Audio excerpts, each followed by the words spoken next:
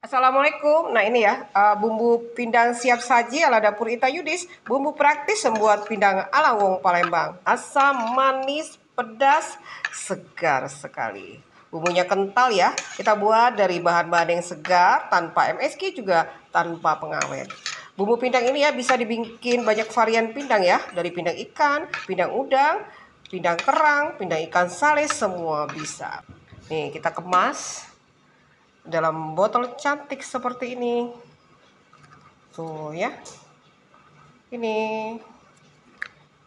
kita isikan ya ke dalam botol seperti ini ya. Lalu kita tambahkan bumbu rempahnya ya. Seperti ini tuh. Sudah lengkap.